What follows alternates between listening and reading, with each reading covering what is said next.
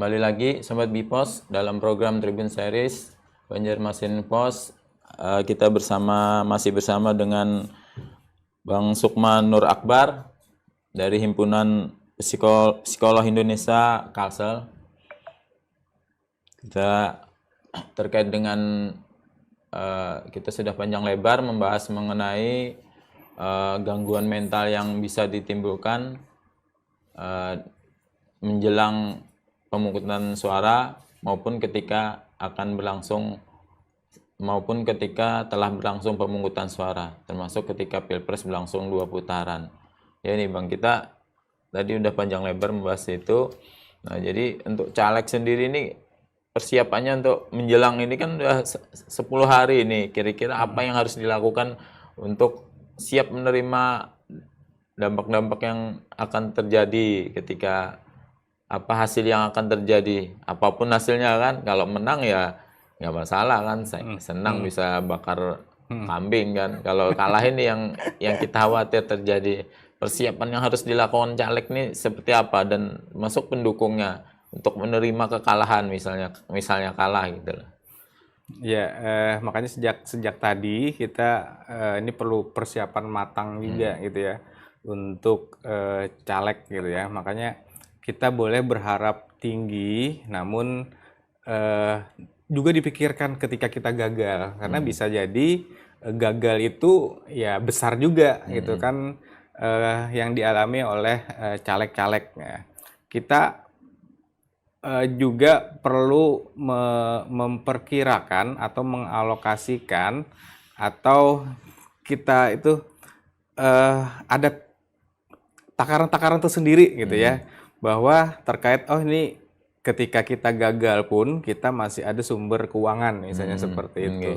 Jangan dihabiskan gitu ya untuk keseluruhan uang demi mendapatkan satu jabatan sebagai anggota legislatif, selain utang tadi gitu ya, uang dan hal-hal yang lain gitu ya, yang memang kita di situ besar-besaran gitu ya. Jadi saya rasa kita juga bisa menata gitu ya. Ketika kita gagal, kita masih punya misalnya untuk terkait dengan hal ekonomi tadi, sehingga kita bisa lanjut. Ini kadang-kadang kan mereka yang berharap tinggi, kemudian sudah mengeluarkan uang banyak, ya, sudah secara fisik pun sudah lelah gitu ya, dan juga semuanya sudah dikorbankan gitu ya untuk mendapat sosialisasi dan lain-lain. Tapi ketika hal itu terjadi, nah itu juga memang kita harus menurunkan. Artinya hal yang pertama ketika kita mengalami kegagalan itu adalah ya menerima gitu ya.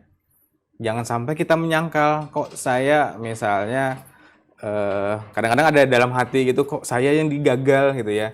Tuhan marahkah dengan ulun gitu kan.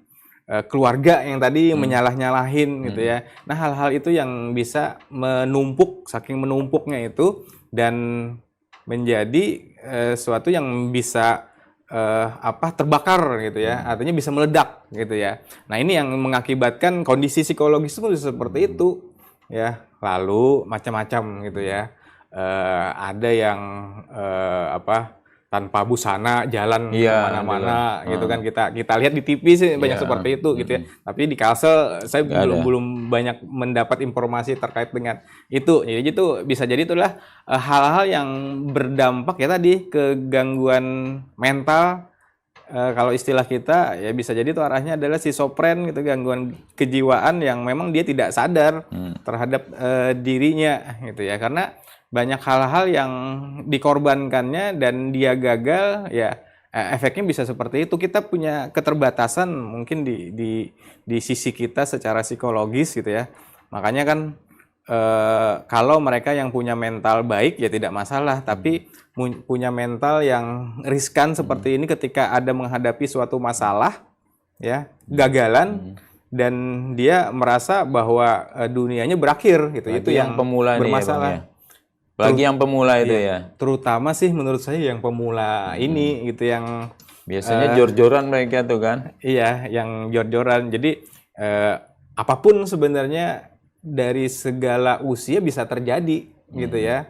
baik usia muda, usia menengah gitu ya, ataupun usia yang lebih tinggi. Tapi kan kalau yang punya uang banyak sebenarnya nggak masalah gitu kan, artinya masih ada uang yang lain. Tapi yang uangnya habis dan lain-lain, nah itu biasanya sih permasalahannya ke arah situ gitu, yang mengakibatkan gangguan kejiwaan. Makanya saya rasa kita harus melihat bahwa kita harus punya mental yang baik. Memang sih sebelum dilakukan tes caleg itu kan, pendaftaran kan ada tes rohani gitu Ada, kan. ya. Nah, tapi kan kita juga harus bisa menilai diri sendiri, keluarga juga bisa menilai caleg itu bahwa ketika hal itu terjadi dan gagal, apa gitu ya dampaknya. Nah, saya rasa memang kita harus menguatkan diri gitu ya. Boleh, menurut saya sedih, boleh, stres boleh, itu sebenarnya bisa dialami semua orang gitu ya. Tapi tidak berkepanjangan gitu ya. Ya, seminggu sedih nggak masalah gitu ya. Tapi setelah itu kita harus bangkit karena banyak yang perlu kita kerjakan gitu ya. Kita perlu menata hidup lagi, misalnya untuk ke depannya seperti apa. Kalau memang ada pekerjaan yang sudah ada ya dilanjutkan gitu Iya. ya.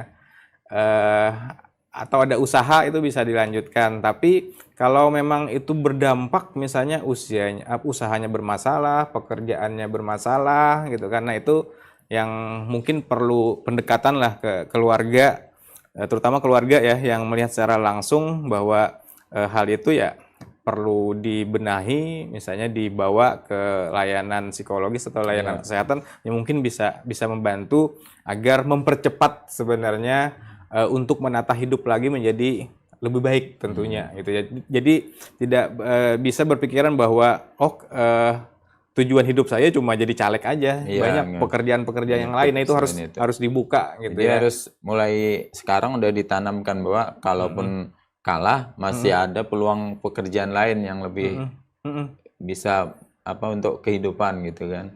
Iya, betul sekali. Jadi dari dalam sendiri tuh harus punya tekad atau motivasi gitu ya, bahwa kita harus mempersiapkan juga kalau memang ada kegagalan. Jadi ini bukan satu-satunya tujuan hidup, rezeki kita mungkin bisa ke lain.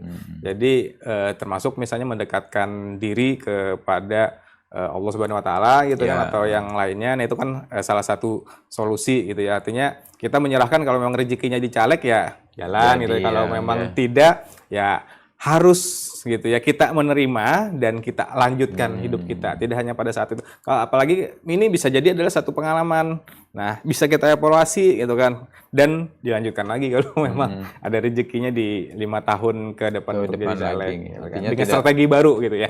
punya strategi baru agar bisa menang gitu kan. Betul gitu ya. Apalagi kalau masih ada ininya kan, sumber keuangannya masih ada, masih bisa bercalon lagi nanti 5 tahun. Ada kesempatan lagi kan. Mungkin untuk 5 tahun nih, untuk yang pertama ini mungkin gagal. Untuk 5 tahun ke depan karena sudah ada pengalaman bisa memulai lagi untuk mencoba. Cuma mungkin triknya mungkin lebih persiapannya lebih matang kan. Iya, betul kan, jadinya ada pengalaman. Banyak sih sebenarnya kan yang maju-maju ini sebelumnya juga pernah gagal juga gitu kan.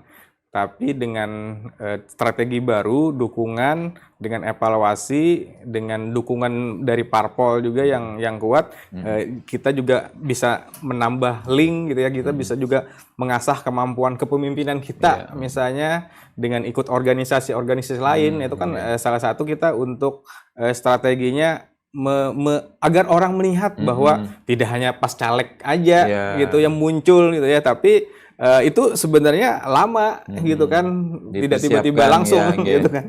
Jadi lama prosesnya untuk sosialisasi ke masyarakat gitu kan. Itu kan sebenarnya salah satu bentuk strategi. Ya nggak apa-apa gagal ini, tapi kedepannya kalau memang keinginan, kadang-kadang kan ada yang keinginan untuk mencari uang gitu, kadang-kadang menjadi caleg. Ada yang keinginan memang untuk mengabdi kepada masyarakat gitu kan. Nah, kalau memang keinginan untuk mengabdi kepada masyarakat, ya, biasanya kalau gagal pun gitu kan, dia ya akan mempersiapkan kira-kira strategi apa yang kedepannya gitu ya. Jadi tidak terlalu terbebani sebenarnya untuk mendapatkan untuk menjadi caleg gitu ya. Tapi dia bisa ke tempat lain karena kan untuk mengabdi masyarakat tidak hanya menjadi caleg ya, banyak tempat-tempat ini mungkin membutuhkan bantuannya sambil mungkin iya. sosialisasi untuk memperkenalkan misinya, visi misinya seperti apa, untuk memperkenalkan mukanya gitu ya Iya, kepada selama masyarakat gitu ya, agar banyak yang tahu gitu. karena selama masa kampanye ini ya, jadi banyak wajah-wajah yang tidak kita kenal timbul-timbul muncul di baliho di ini kan, siapa ini nggak kenal gitu kan. Gitu. Apa prestasinya kita juga nggak tahu, tiba-tiba kan seret nomor berapa, tidak ada visi misinya di baliho, kita nggak kenal gitu kan, bagaimana Jadi gitu. itu yang perlu yang kata abang tadi 5 tahun tadi dipergunakan untuk mensosialisasikan diri ke masyarakat ya. Iya, kalau memang benar-benar dia mau mengabdi ke masyarakat untuk menjadi caleg gitu, bukan merupakan bahwa caleg itu adalah suatu pekerjaan yang mungkin uangnya banyak nggak Iya, seperti kayak itu. Kalau memang dia keinginan kuat untuk mengabdi ke masyarakat kan, walaupun tidak hanya di caleg aja, tapi kan kalau memang ada misalnya pendaftaran lagi jadi caleg ya bisa lanjut nanti untuk ke depannya. Jadi kalau untuk untuk yang pilpres ini bang, ini kan banyak yang memprediksi 2 putaran gitu ya. Nah ini kalau 2 putaran ini kan bagi apa gangguan mentalnya ini apa kecemasan, stresnya ini kan berlanjut ya, Ya, semakin panjang itu. Nah itu untuk mengatasi itu seperti apa supaya ini tidak menimbulkan dampak yang panjang kan kalau nggak salah Juli ya, untuk putaran keduanya Juni atau Juli, ada berapa bulan itu yang akan semakin panjang itu perang di media sosial itu. ya. Masyarakat juga akan semakin ini kan, Ya. semakin panas lah itu. Tuh. Jadi akan banyak mungkin lebih dari sekarang gitu ya, ujaran kebencian, permusuhan gitu ya, menjatuhkan yang satunya, apalagi kita berkaca pada yang kemarin gitu ya. Kalau ini kan 3 terbagi-bagi gitu ya, Iya, nggih. terbagi-bagi. Walaupun kita lihat ya luar biasa sama juga gitu kan. nggih. Tapi ketika menjadi 2 kubu, nah mungkin itu akan mirip dengan yang sebelumnya. Bersama itu ya. Kalau memang ini dua putaran, nah jadi masyarakat juga perlu melihat-lihat gitu kan. Kalau memang kita menganggap bahwa ini sudah berlebihan, fanatisme berlebihan, stop lah. Iya. Pian tadi kan mungkin kita stop dulu bermedia sosial, karena memang ketika di TV diputar ya pilpres gitu ya macam-macam. Ketika di medsos ya keluar terus gitu ya masalah pilpres itu.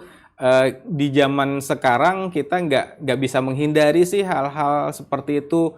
Kita kan tertarik juga untuk membaca komen, komen isinya juga ujaran-ujaran kebencian gitu ya, karena mereka ya ada punya dukungan ya, dengan apapun dia akan lakukan, termasuk yang menjatuhkan, membenci, kemudian sumpah serapah muncul di sana gitu kan. Jadi bukan Indonesianya nggak kelihatan, Indonesia nggak kelihatan. Memang kalau masalah media sosial itu fanatisme itu termasuk di sepak bolanya gitu kan, sampai menghilangkan IG seseorang itu bisa gitu ya. Masyarakat Indonesia tuh jagonya gitu ya. Nah makanya itu juga terlihat di pilpres itu. Nah tinggal kita harus sadar diri juga, apakah memang kalau memang fanatisme berlebihan ya mundur sedikit lah gitu kan, daripada mengganggu mental kita, karena pasti arahnya adalah ketika fanatisme yang berlebihan itu ke arah stres itu akan muncul gitu ya. Makanya kalau memang kita merasa oh ini berlebihan nih, kita mundur dulu sejenak, istirahat dulu sejenak, boleh mendukung seperti saya bilang di awal tadi, tapi ada batas-batas sendiri gitu ya. Kita masih ada pekerjaan yang lain, jangan sampai ini mempengaruhi yang lain gitu ya, masuk pekerjaan. Nah jadi itu sih yang memang perlu kita persiapkan gitu ya, terkait dengan ketika 2 putaran itu terjadi ya. Kita harus sadar diri tadi gitu kan, bahwa jangan terlalu berlebihan lah ketika kita dalam mendukung seseorang, ada batas-batas tersendiri gitu. Iya, jadi kita udah di ujung acara nih Bang, panjang lebar mengenai di Tribun Series ini mengenai kecemasan, stres akibat dari pemilu ini. Nah, jadi mungkin di akhir ini Abang bisa memberikan masukan baik terhadap caleg, terhadap pendukungnya untuk mengatasi gangguan mental yang mungkin bisa timbul akibat dari pesta demokrasi 5 tahunan ini. Iya Bang. Silakan. Ya, jadi rentan sih sebenarnya untuk pendukung Pilpres, kemudian untuk caleg yang mengalami kegagalan ketika dia tidak mendapatkan suara yang banyak gitu ya.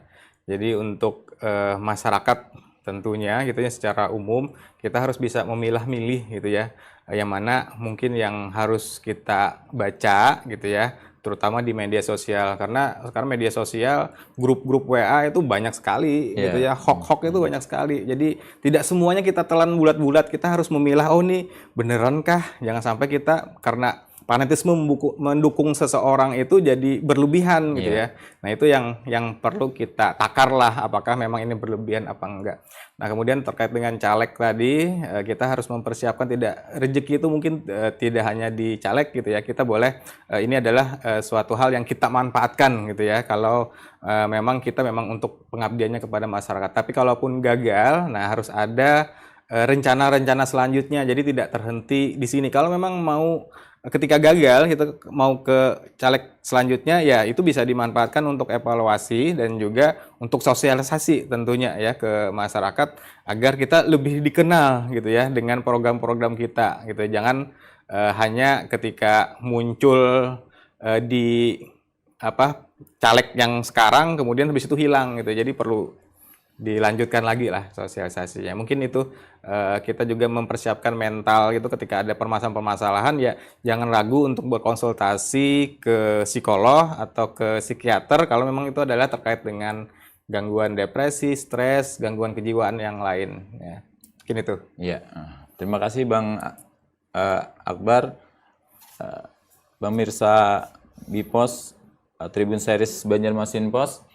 Panjang lebar kita telah berbincang. Mudah-mudahan perbincangan kita ini dapat memberikan masukan kepada para caleg maupun para pendukung untuk bisa mengatasi, mencegah, mengantisipasi gangguan yang bisa mungkin terjadi. Demikian, wassalamualaikum warahmatullahi wabarakatuh. Waalaikumsalam.